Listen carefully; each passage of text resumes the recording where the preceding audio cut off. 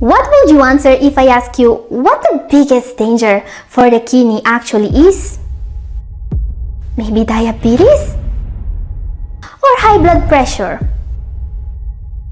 Or smoking? High cholesterol? Lifestyle choices? And all of that? And what about medical errors? What about those issues that are not caused by you but by your doctor?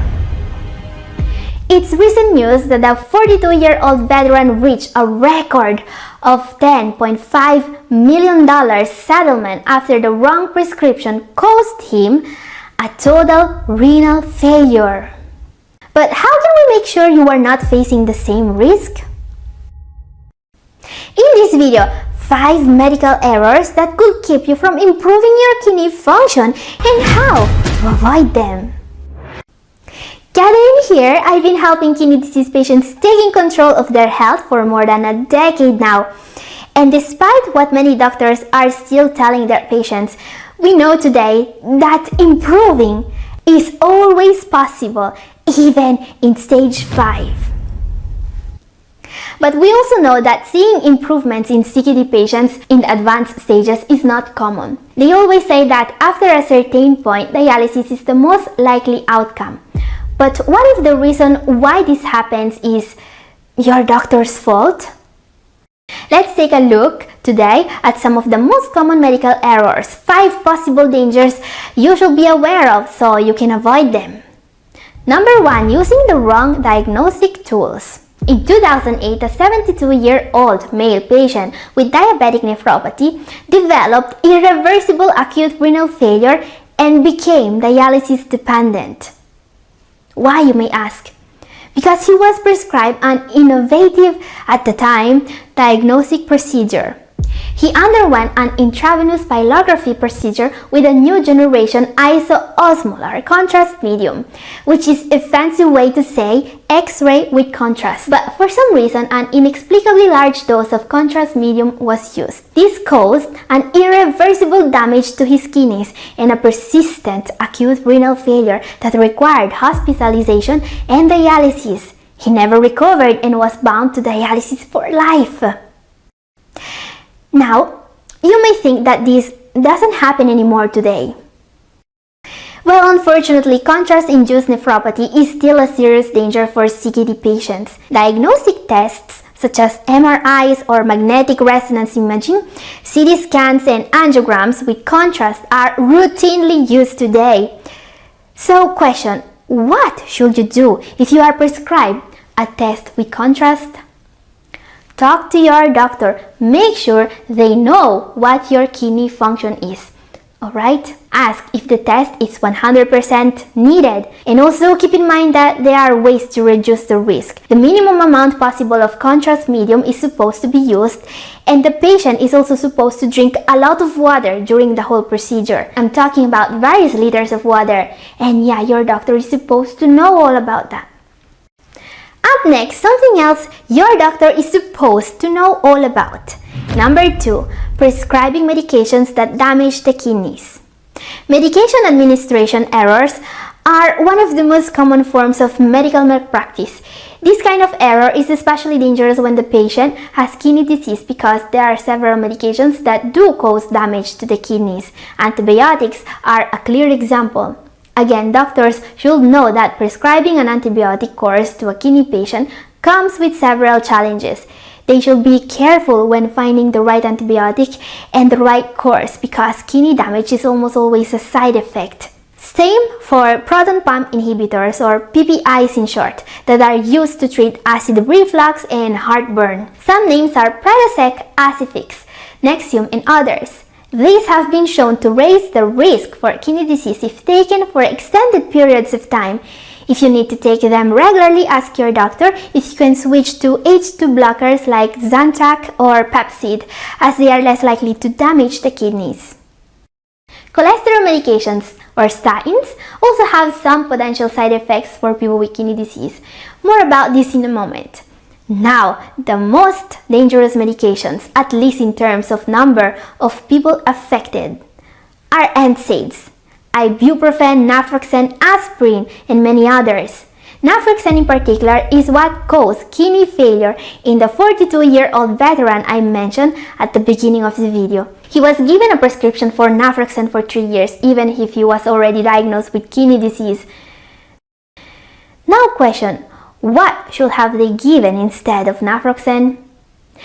Now, this is a difficult question to answer. There is a dangerous myth floating around these days that Tylenol or paracetamol is perfectly safe for people with kidney disease.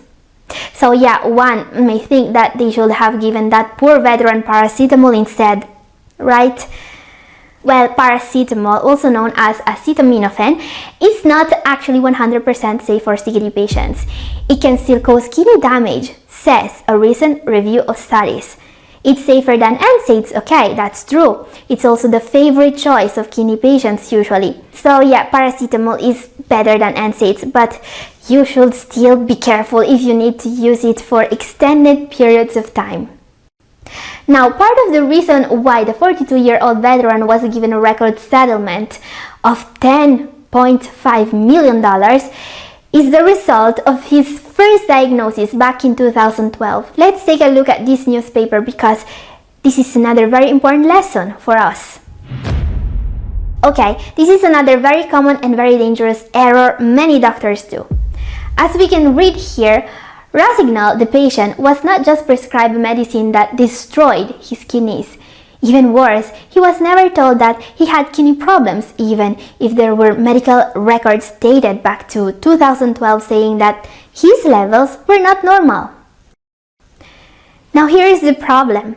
His lawyer says that this 42-year-old veteran will not have required dialysis for at least another 20 to 30 years if he was treated adequately. But he was never treated. He was never given a fighting chance against kidney disease, and he ended up in dialysis in 2019 due to not just one but two serious medical errors. So yeah, if you would ask me, what's worse than giving someone a medication that damages the kidneys? I would answer that not telling them about kidney disease is worse. Not giving a patient the chance to improve is worse. So yes, this article really shows us how important it is to get informed. Now, I want to circle back to the medication for a moment because there is another hidden danger I want you to know about.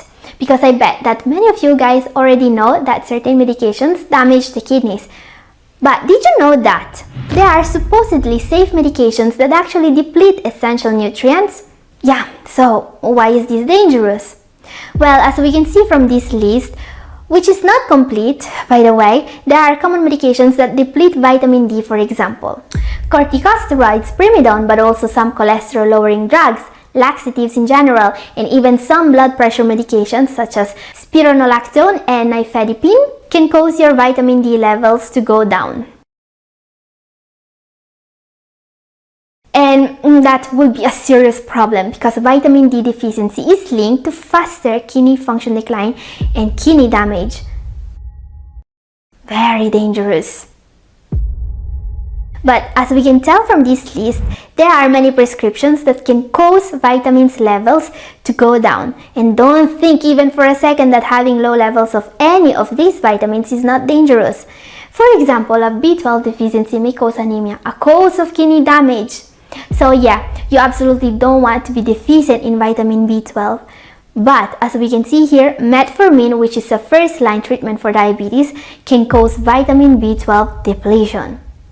But how many doctors do prescribe regular tests for vitamin deficiencies when prescribing these medicines?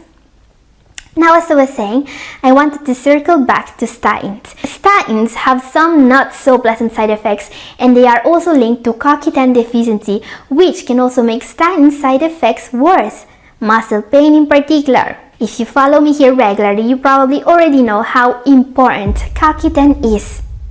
It was even used in dialysis patients as a way to actually get them to stop dialysis. Yeah, it's incredible. So, CoQ10 is clearly something you don't want to be deficient in.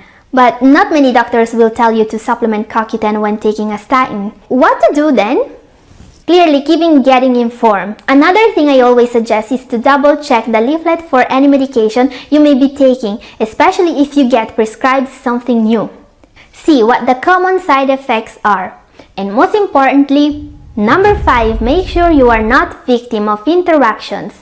Drug interactions represent probably the biggest danger lurking out there when it comes to medications. The combination of NSAIDs, diuretics, and ACE inhibitors is the perfect example of this danger.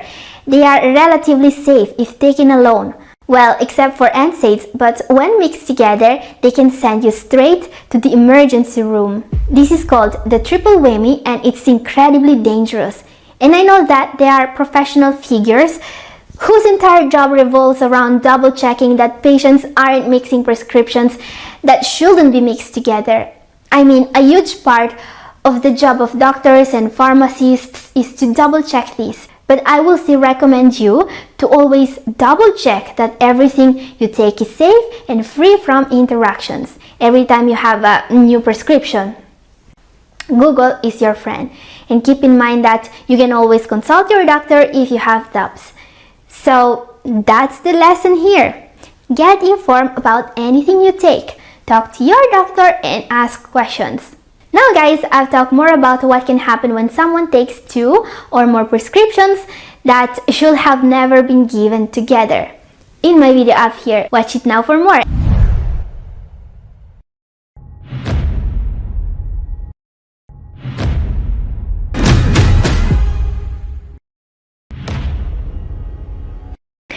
Video, the truth about one of the best kept secrets of the whole medical industry.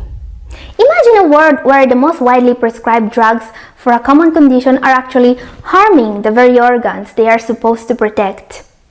Sounds like a dystopian nightmare, right? Well, this is not science fiction. This is reality. And the condition is high blood pressure, and the organs are your kidneys. Today we talk about the most commonly used high blood pressure medications, ACE inhibitors and angiotensin receptor blockers, and the damage they cause to the kidneys. Yeah, you heard me right. These kidney protective medications are the first choice for doctors all around the world when it comes to lowering blood pressure, but they are not as safe as we are told.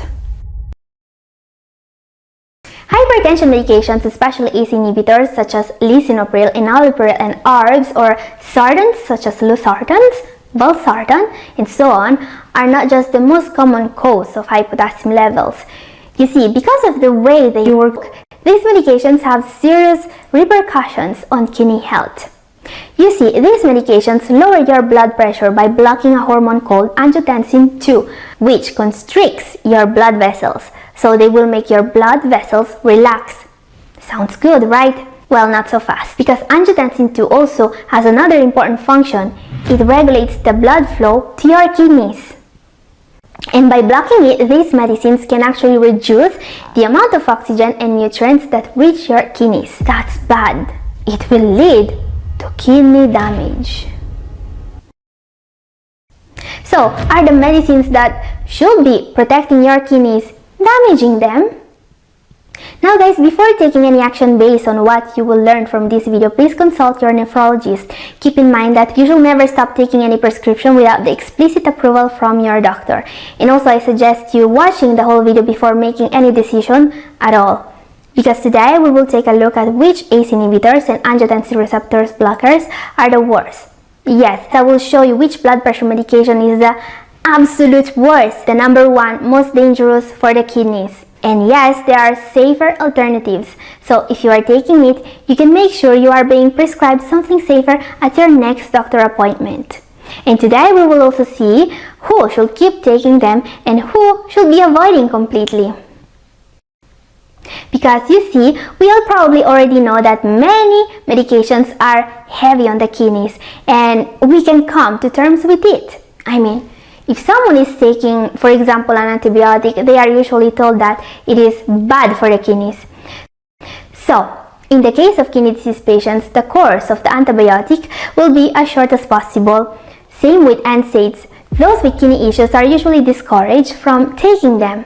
But well, when it comes to ACE inhibitors and ARBs, things are more controversial. Today, several trials have been conducted to find out if kidney disease patients should be taking them at all.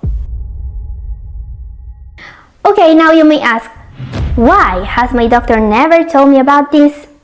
You see, when doctors give you any medication at all, they are always supposed to balance the pros and the cons, but they don't share with you their decision process. Now, the thing about that decision process is that medical science is always evolving, and sometimes the cons are worse than we previously believed. So let's see what pros and cons do ACE inhibitors and ARBs have, because they do have their pros. They do protect the heart, and they do reduce the chance of heart attacks and strokes. They do lower your blood pressure, obviously. And one of the main reasons why these medicines are always given to people with kidney issue is their positive effect on proteinuria.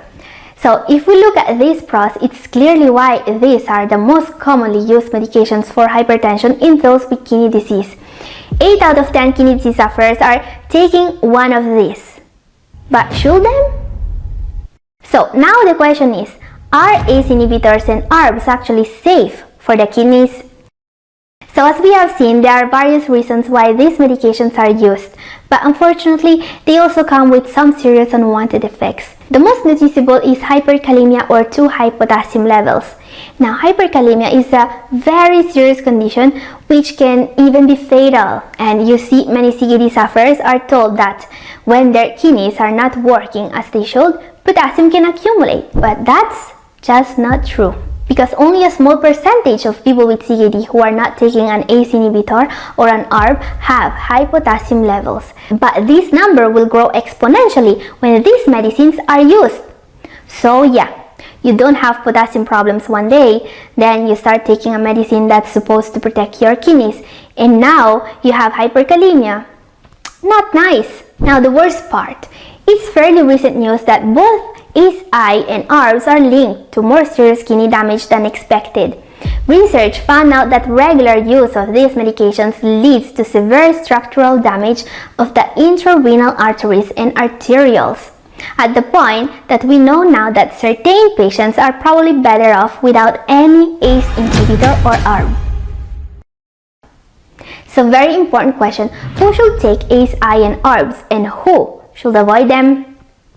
Those in the more advanced stages, especially with a GFR below 30, are probably better off without these medications. This is what the Stop ACE Inhibitors trial found out. So according to this trial, those in stage 4 and 5 of kidney disease didn't lose their kidney function at a very different rate when stopping ACE-I or ARBs. Alright? ACE-Is and ARBs may also not be beneficial for people with non-diabetic kidney disease who have minimal or no proteinuria. They have not been shown to prevent end-stage renal disease in this group. On the other hand, those with diabetes and those with high proteinuria are more likely to benefit from taking either an ACE-I or an ARB. ACE-Is and ARBs should not be used together by anyone, by the way, however, because that will drastically increase the risk for side effects. Now, please don't stop taking any medication without your doctor's explicit consent. Not everyone has the same risk factors. Because as I was saying, someone with high proteinuria level or with heart disease may benefit more from still taking ACE-I or ARBs than someone without these risk factors. So the next question is, if you are still going to take an ACE-I or ARB, which one is to be avoided? We know today that not all of these medications are the same. Some are more dangerous than others. So let's take a look at this study. This is a large study published on the British Journal of Clinical Pharmacology. And the aim was to rank ACE-I and ARBs by ROR, or the percentage of adverse reaction caused, which is this number you see here. This should be as low as possible. But as we can see, for many ACE-I and ARBs, this number is way too high. For example, lisinopril, one of the most common, has a ROR of 7.02, and I wouldn't be comfortable with that. Losartan and olmesartan are even worse. Condesartan here seems to be the #1 worst possible choice when it comes to ACE-Is and ARBs, at least according to this study. So are you taking one of these medications? Do you plan to talk to your doctor about them after watching this video? Let's talk about it in comment section. So what's the bottom line? Well, it's clear in my opinion that the possibility of discontinuing these medications must be carefully evaluated case by case. Some patients may benefit from not taking them, but it's clear that every patient must still find a way to keep their blood pressure under control. So my advice remains the same as before. Do all you can to lower your blood pressure naturally with a healthy lifestyle and diet. Be mindful of your sodium intake. Move as much as possible. Find supplements that work and that help you with controlling your blood pressure. Because you see, while it's not going to be possible for everyone with kidney disease to completely stop taking blood pressure medications, taking just one is way better than having to take 2 or maybe even 3. Keep in mind that combining medications raises the risk for side effects and damage exponentially. So always focus on the diet, the lifestyle changes, and also the supplements that work. Guys, I've talked more in depth about what really helps lowering your blood pressure naturally in my video up here. Watch it now if you missed it.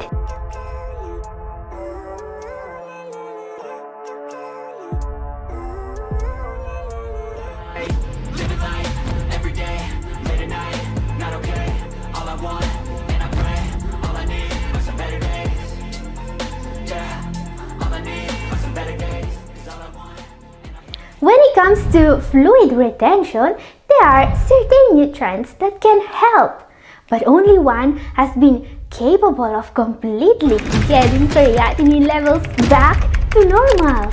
For the last 10 years, I have been helping people overcome one of the most underestimated yet dangerous conditions of our times.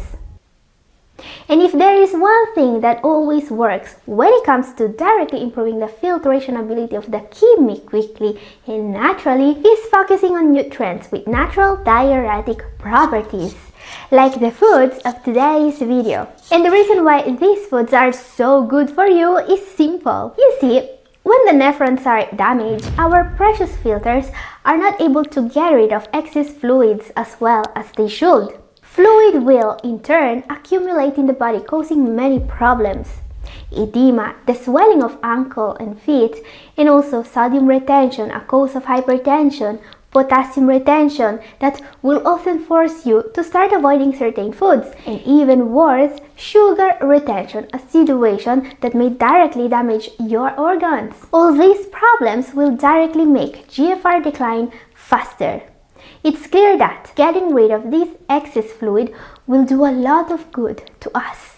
Removing fluids means directly improving the filtrating ability of the nephrons, which reflects on an improved GFR and lowered creatinine levels. And guys, there are 5 ways to directly get rid of excess fluids that are 100% natural and safe in all the stages. Don't miss our number 1 in particular, because that's a nutrient that was used to bring creatinine levels back to normal, which means complete remission.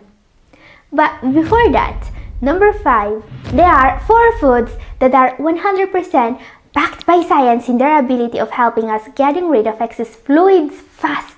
Let's start with one of my favorite side dishes, which is also in season right now. I'm talking about asparagus. This superfood is one of the best friends of your kidneys. It packs a stimulating blend of nutrients that help boost energy while neutralizing excess ammonia and other toxins. And there is solid research to confirm that eating asparagus can help with fluid retention and help rid the body of excess salt and fluid. This makes it especially good for those suffering from edema and hypertension. What not many people know about this delicious veggie is that cooking it in water may destroy some of its precious nutrients. Instead, try grated asparagus in a salad. Another superfood that will help you is dandelion greens. These are the red and green leaves that grow from the hollow stem of a dandelion plant. They come with an amazing property. They can help in a safe and gentle way, stimulating the body getting rid of excess fluid. This is because the dandelions that often grow as wildflowers in meadows and fields come with many little known benefits. All the parts of these plants are edible. And not only can the leaves, roots, and flower add a pop of color to your plate, they're also often found in many natural supplements where they used to support many natural bodily functions. May be eaten in a salad to benefit from their direct property. They will directly help your filtering organs to function more efficiently according to science. Amazing what a little wildflower can do! And also consider celery. Celery has always been a favorite of mine due to its many properties. Celery is very low calorie, but what you will find in abundance in celery are nutrients with exceptional properties. Some of the antioxidants and natural compounds in celery are so powerful, they may have a significant positive impact on your well-being. Celery has long been used as a natural way to get rid of toxins. Today we know that thanks to a phytochemical known as phthalates, celery may act as a natural vasodilator and fight hypertension. Really great for you! Okay, there is maybe just one food that's even more effective in getting rid of excess fluids naturally than what we have seen till now. I'm talking about ginger. This is a superfood with some of the most peculiar benefits, and I really believe that anyone should make it a regular on their table, but especially those with CRF. First of all, ginger can effectively relieve the nausea that's often associated with this condition, and it fights high sugar levels by improving insulin resistance. It also helps with fluid retention like all the foods of today's video, and most of all, ginger is a powerful anti-inflammatory. It's so powerful at fighting inflammation in the body that it was even tested to see if it can lower creatinine levels. Now guys, you may have noticed that some of these foods also contain potassium. Question: should you be worried about that? Okay, now you may ask, I'm already taking the diuretic my nephrologist gave me. Do I really need foods and other natural ways to help with that?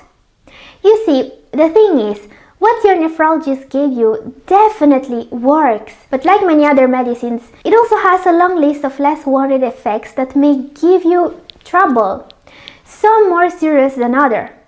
One of the most common issues in people taking this is due to depletion of essential nutrients. Most diuretics your nephrologist may give you will deplete your body of essential nutrients and minerals such as zinc, vitamin C, and B1. Remember that even a single nutrient deficiency may be a serious problem, and they are also linked to the triple whammy, which is very dangerous. This is something you should be aware of. Now, there is one more thing that can be depleted by these pharmaceuticals. They can also lower the body's levels of a crucial mineral. Watch the whole video because this is the mineral you want to supplement the most, as it also comes with properties that will help you in many ways. And that's our number one for today. Don't miss it. Before that, number 3, good habits to get rid of excess fluids. There are a few good habits that will help you support your natural body elimination of excess fluids. Here they are. Eat less salt. This is really important, especially for those with edema. In fact, excess salt intake can cause you to retain as much as 1.5 liters of extra fluid, not to mention the effects on systolic and diastolic pressure.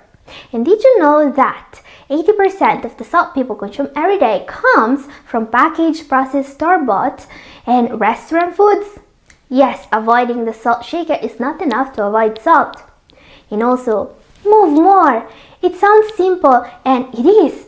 Regular exercise, but also walking help get the muscles in your body pumping, aiding circulation, and helping to move fluid around and out of the body. Regular exercise is also a way of catching 2 birds with 1 stone because it helps maintain the correct body weight. Remember that 60% of your body is water, so losing weight is one way to reduce fluid retention. Not to mention that exercising lowers hypertension, controls sugar levels and cholesterol levels. Don't know how to start? Even walking at a brisk pace for 20 to 30 minutes a day may really help. Another very effective tip: cut back on refined carbs. Eating too many refined carbohydrates means the body will store them as glycogen in the liver, which attracts water, and this is just one of the several reasons why eating less refined carbs will help with lowering creatinine levels. Now, maybe the most important one: Drink more water. Remember that water gets rid of water. If you don't have an allowance, 8 to 12 glasses a day are recommended because dehydration can make the body hold on to extra fluids. Also consider drinking teas regularly. And watch my video up here if you want to try a great tea. Now, maybe the most important tip. Many pharmaceuticals may directly cause edema or the retention of fluids in the body. So if you are already focusing on following a well-planned way of eating, cutting back on salt and getting plenty of exercise and activity, maybe it's time to talk to your nephrologist. I've met people in different stages of CRF who were able to achieve just that, and all thanks to a better lifestyle. Lifestyle changes are one of the most important steps to improve your GFR. They also help with edema and fluid retention. And also get rid of any NSAID you may be taking. Other than directly damaging the nephrons, NSAIDs are also linked to sodium retention, and they are one of the 3 parts of a triple whammy. NSAIDs always are a no-no for anyone with CRF. Okay, as we have seen, keeping the right levels of 2 key nutrients may be helpful in controlling excess fluid, vitamin C and B1. Always make sure you are getting enough of them either from foods or from supplements if you suffer from edema. Now, there is one nutrient that's even more important. This one is often very low in people with CRF, and without it, the ability of the body of processing fluids may be compromised. If you don't get enough of this nutrient from foods or from supplements, swelling may be a direct consequence, but you may also have trouble sleeping and in extreme cases even become depressed. To get rid of excess water and lower your creatinine levels, get more. Number 2, vitamin B6. B6 is key for hemoglobin formation, metabolism, brain function, and it also regulates fluid balance in the body. Studies found evidence that increasing B6 intake may directly help reduce water retention. Now, in people with CRF, B6 levels are often too low. This can directly cause fluid retention. Studies also link low levels of this nutrient to inflammation, one of the reasons to make sure you are getting enough B6. Question: what to eat to get more B6? You can easily increase your intake of this nutrient by eating more foods such as pistachio, quinoa, sunflower seeds, corn, and Brussels sprouts. If you don't eat these foods regularly, consider a supplement. Remember that B6 is water soluble. The body won't store it. This is why supplementing all the B group is recommended for people suffering from CRF or for those following a plant-based diet. B6 is key for those with anemia. As I was saying, it works together with vitamin B12 and folic acid to create hemoglobin. And in a study, this nutrient was even used to send CRF into remission. Unfortunately, those with CRF very often have low levels of this mineral, and that may cause hypertension, thyroid problems, phosphorus imbalance, inflammation, swelling, and even a faster progression to ESRF.